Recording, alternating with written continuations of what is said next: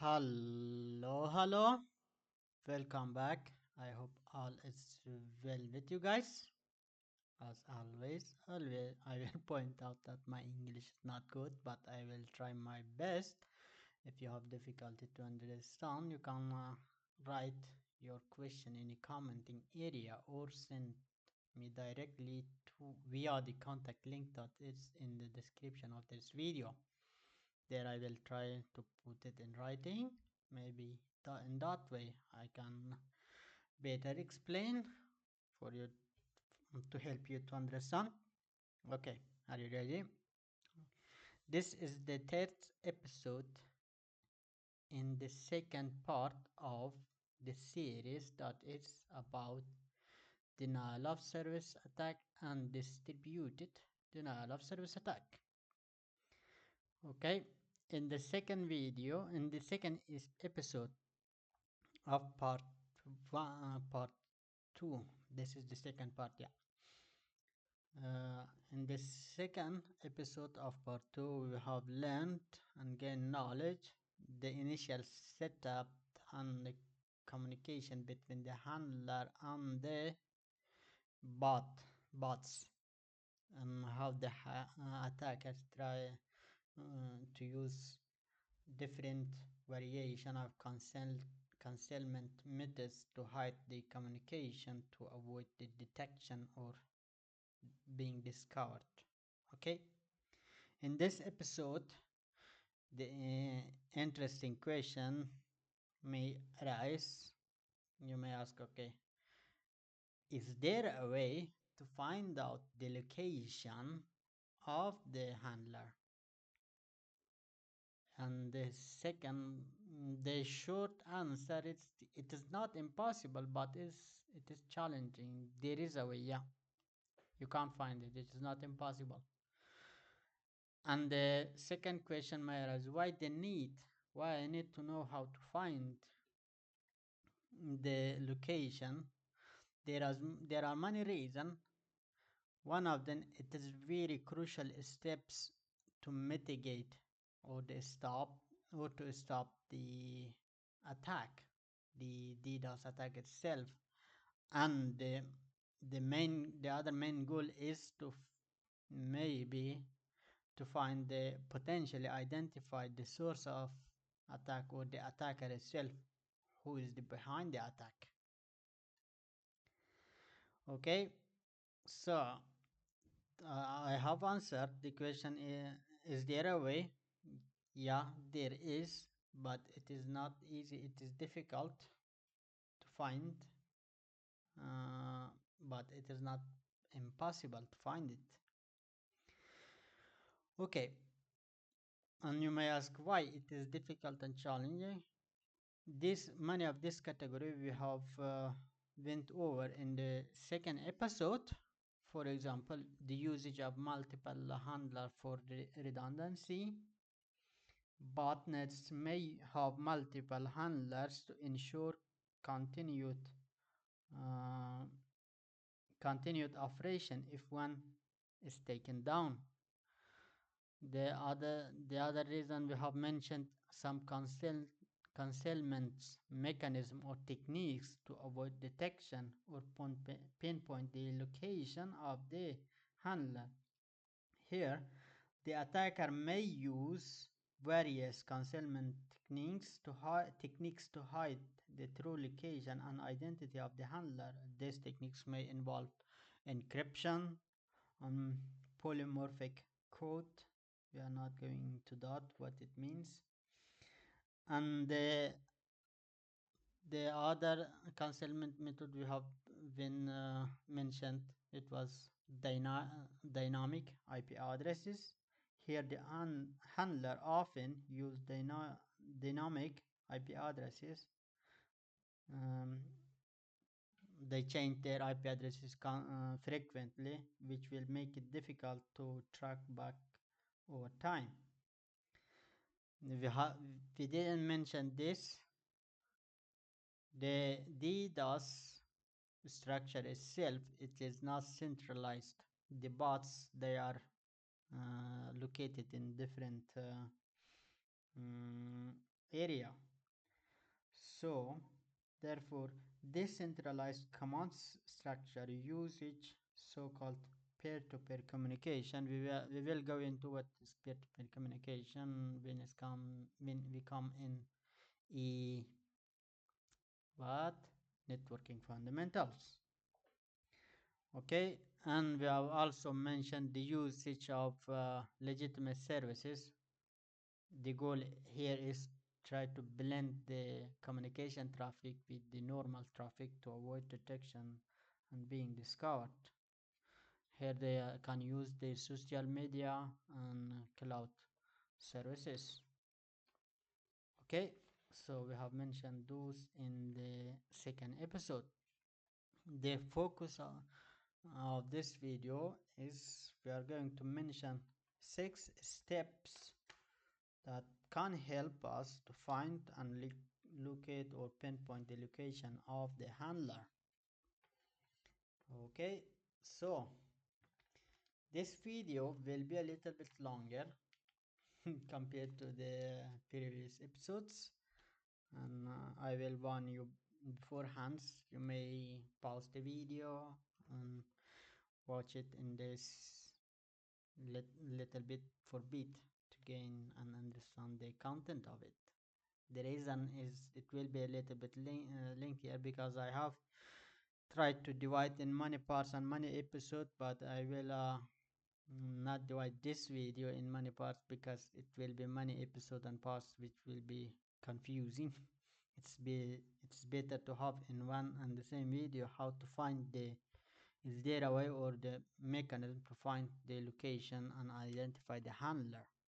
Okay, in this video we will going to mention the 6 steps that you can use to do that. As I mentioned before, it's not easy, it is difficult due to reason of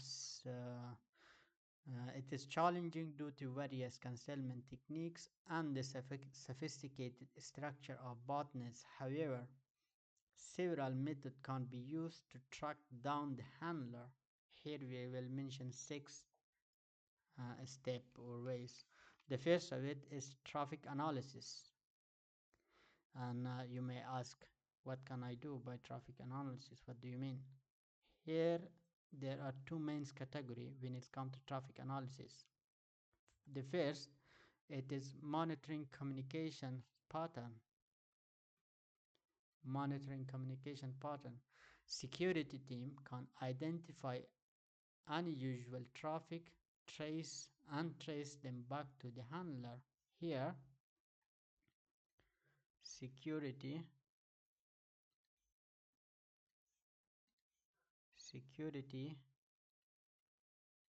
team can identify because they know how the normal traffic in their system works.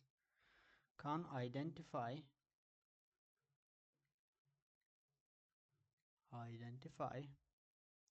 unusual pattern and I don't know if I write it correctly. Unusual pattern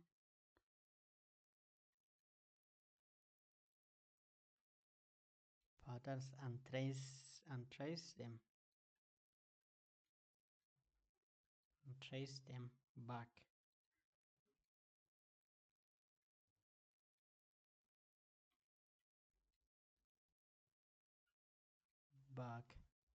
to the handler.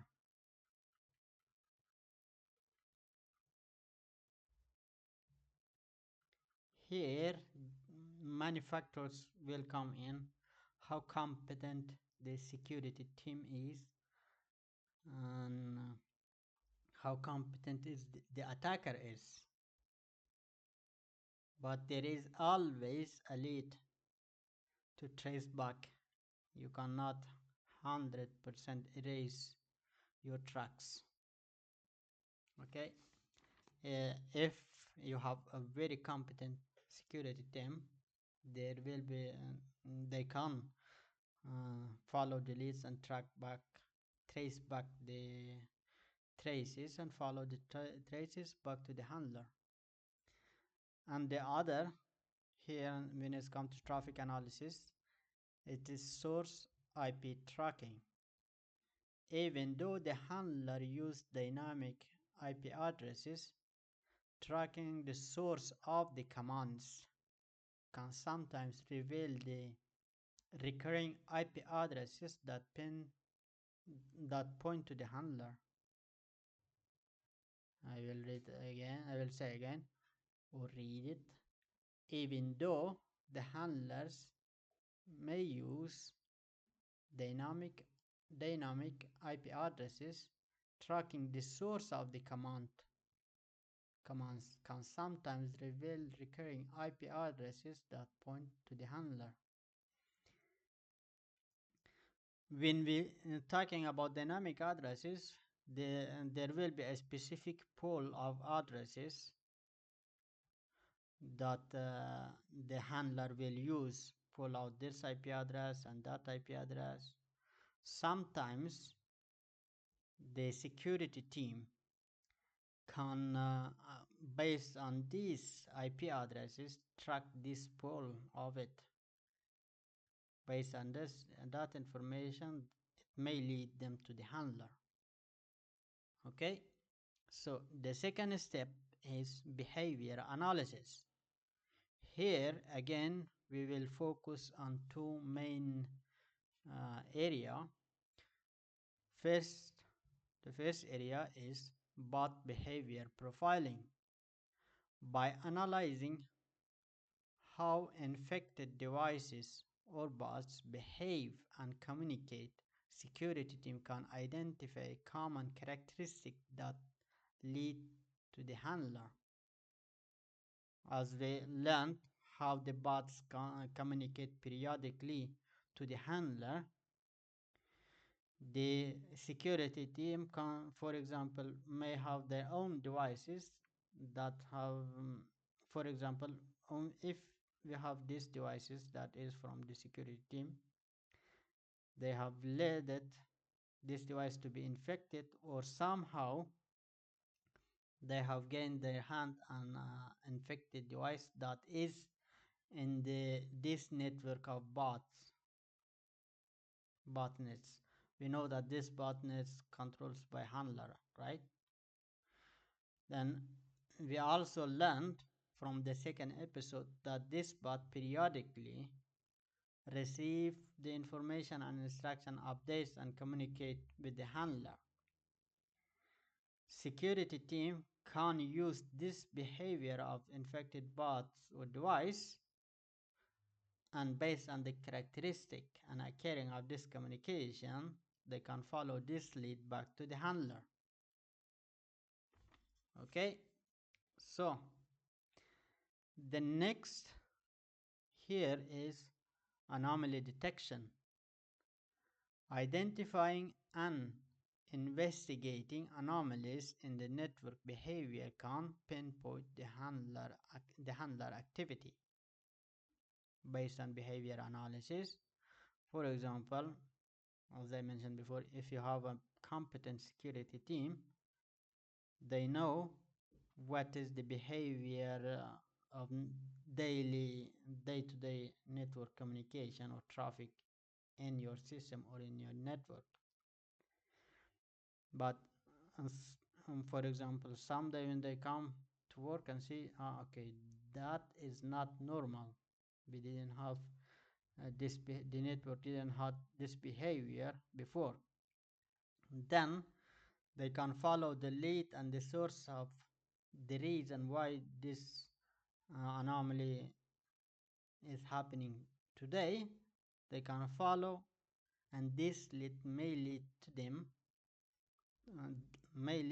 them to the handler, because when handler communicate with infected device or devices in the network, it will generate abnormal a lot of amount of traffic that is not normal based on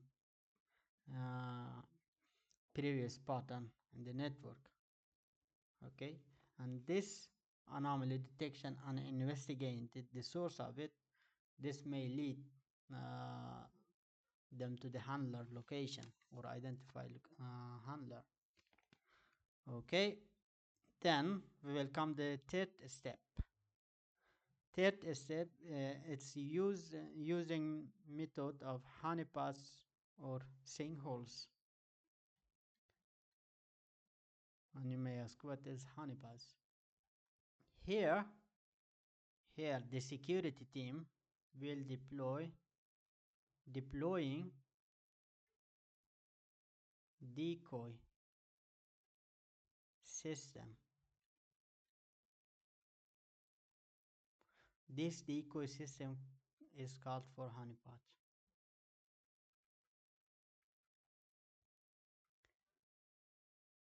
which will that mimic or that mimic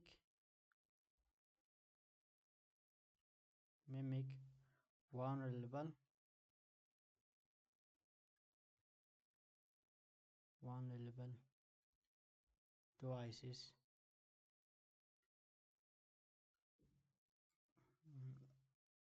which can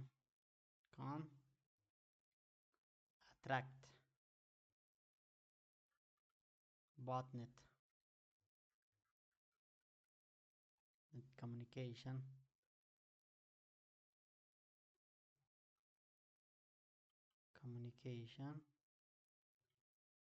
allowing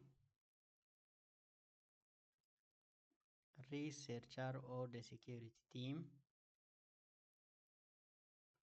researcher, I forgot how to write this one,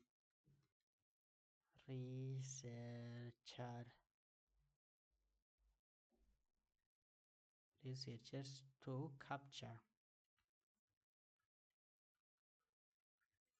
and analyze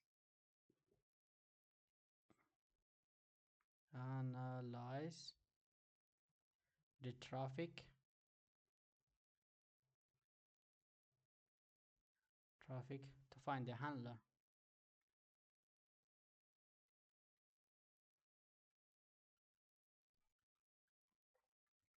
What will happen here?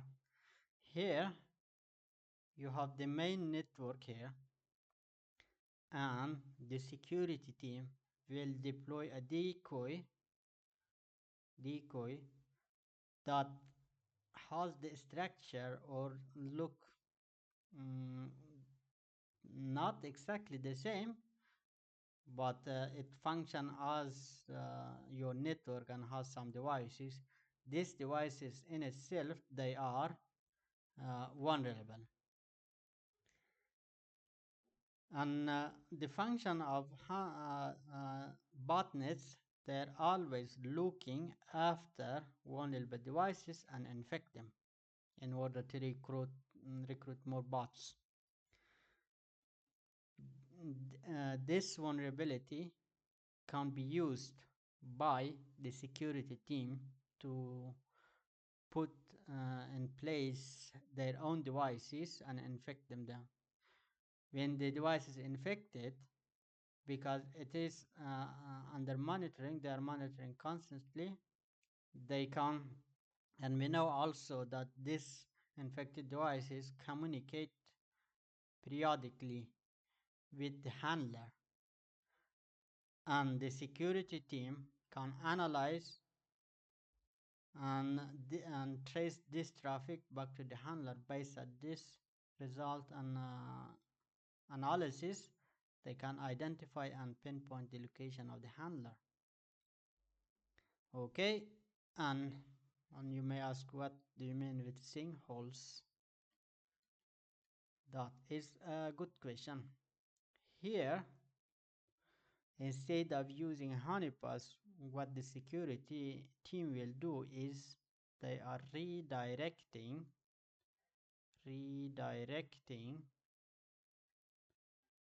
malicious traffic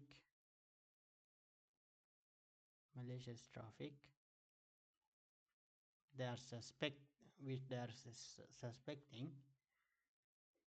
that this traffic is normal, and this traffic does not belong to their network system, and they will redirect this traffic to the controlled server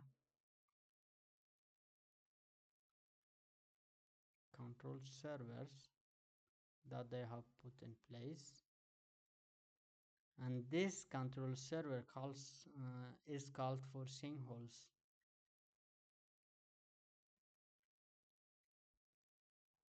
And this can help to gather information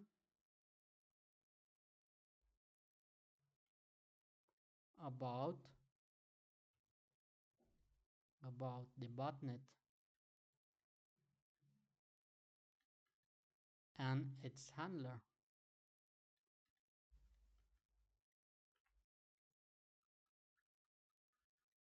So that was the third step.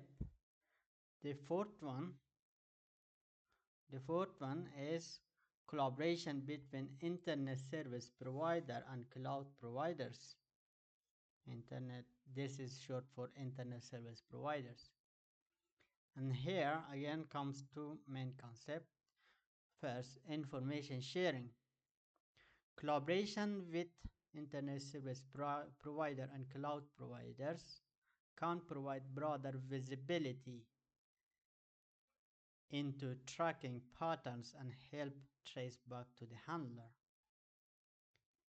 Here, when you share and collaborate with the internet service provider and cloud providers, you will zoom out and you have broader visibility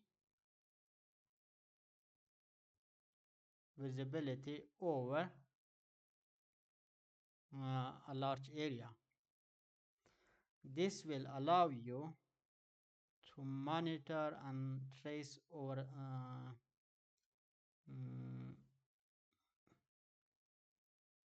what is called, you see better. For example, if you are in the forest itself, you can't see much, but if you fly over the forest, you you have better visibility or larger area. You can identify many things from up there. This is what I'm trying to tell you. When you collaborating with this service, AP service, internet service provider and cloud providers, you have greater visibility over a larger area. You can track things easily compared to when you stand in the forest itself. So the next main thing, when you have collaboration with the internet service provider and cloud providers, they can use blocking and filtering method.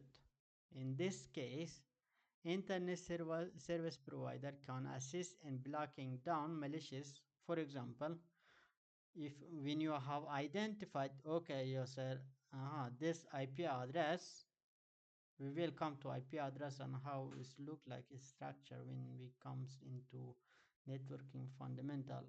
Here I just call it A, okay.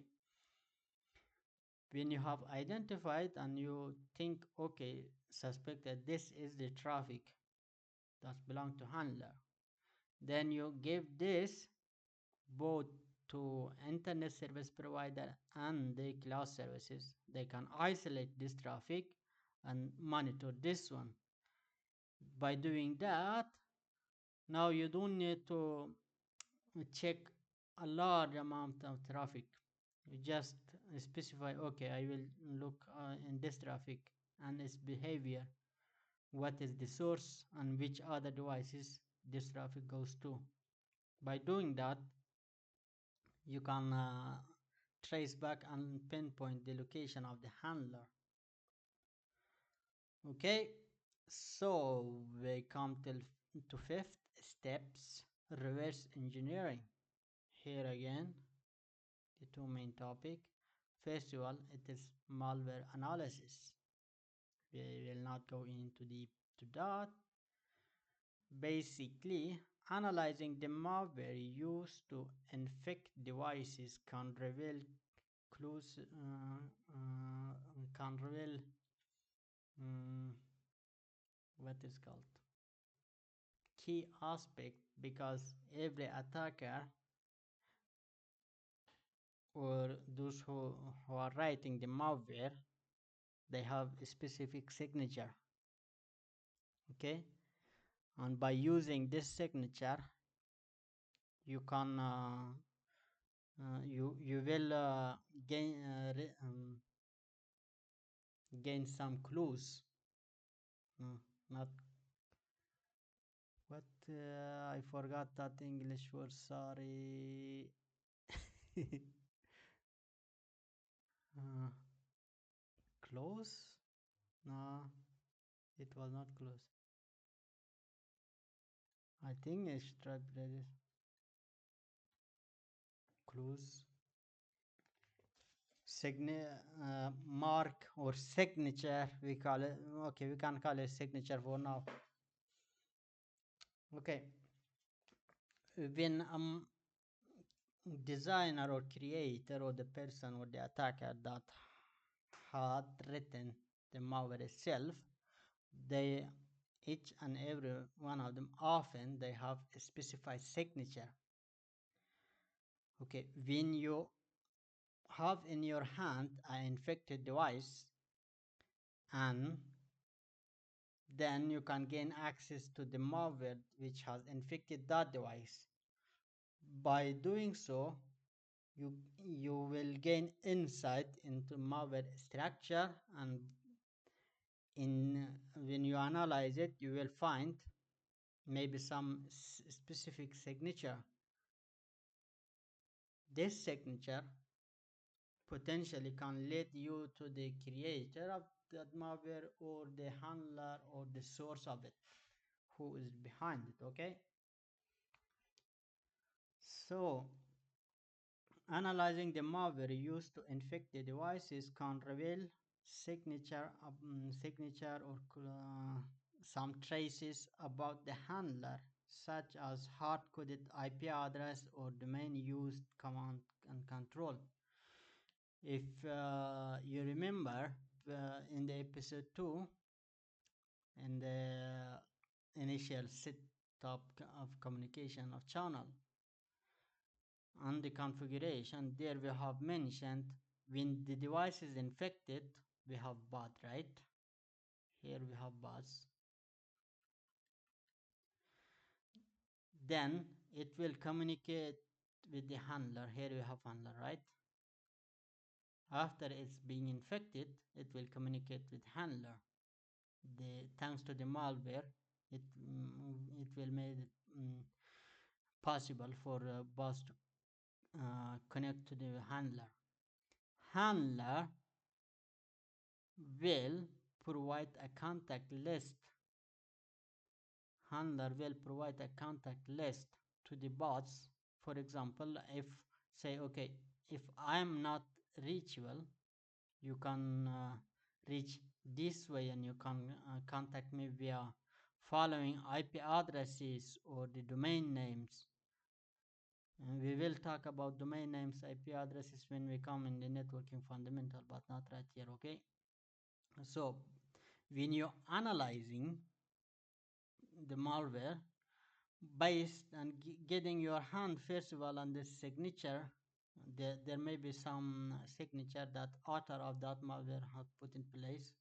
That is very helpful, and the other things that may reveal some give you some insight where where is the location and who is the handler, is the IP addresses and the domain name that the handler have put it in the malware, and instruct the bots how to connect.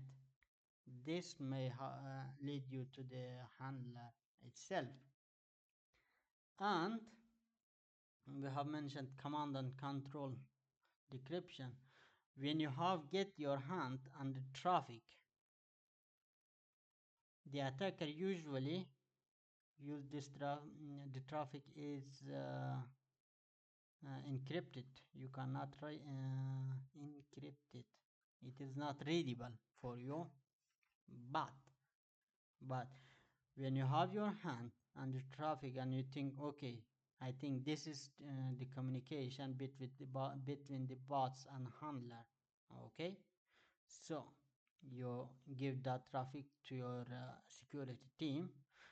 They have technology and method that they can decrypt the communication traffic between the handler and the bots. This will also help you to locate and identify the handler. Okay, and the sixth and the final step that you may use to find and identify or pinpoint the location of handler is the usage of uh, threat intelligence. Here again we have two main mechanisms that can be used or deployed. The first one is the threat intelligence phase. Here, utilizing threat intelligence services that provide information about the known botnets and their infrastructure can help you to identify potential handlers. Because today, it's not only the attacker out there and searching and identifying targets, the security team, the security team, or there are many groups and teams that are proactively searching and identifying potential botnets.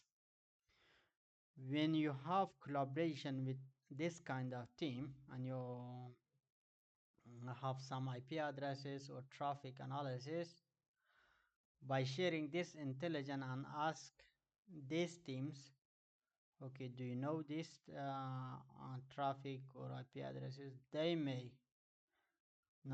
say, yeah, okay, we have identified this one, and here is how the structure of this botnets look like. By doing so, you can pinpoint the location and identify the handler. This is the first. And the second is community collaboration. For example, today each company they have deployed their own security team. First, we can say so hard like this. Each organization, here we have organization, they have their own security team. Then you have the independent researcher. Then you have threat intelligence team, like that one, intelligence team. When all three of them collaborate with each other, suddenly they have a pool of information they can exchange between each other. This information will help them to identify and pinpoint the location of the handler very easily. But if they are not collaborating with each other, everyone has its own information and sit on it, then it will be a little bit difficult. So I will end the video here, this episode, and I hope that you have gained some knowledge and understanding. First, we have mentioned that it's not easy and difficult to pinpoint the location of handler. Then we have mentioned 6 steps that can be used to identify and locate the handler. In the fourth episode, we are going to mention the impact of distributed denial of service attack. Up until now, we have learned what it is, distributed denial of service attack, and how it is structured. We have also learned in a little bit details the initial setups. We start from an attacker and how the setup and the communication looked like between the handler and the bots. and the various methods that the attacker may use to cancel this communication from being discovered or detected by security teams. Then we have mentioned the sixth step that can be used to deploy and to identify and pinpoint the location of the handler. And we have also mentioned that why it is important to pinpoint the location of handler. Then in the next episode, which will be the fourth episode in part 2, we will going to mention the impact of distributed denial of service attack. If you have any question up until now, you can put it in writing in the commenting area, or send me via the send to me via the contact link that is in the description of this video,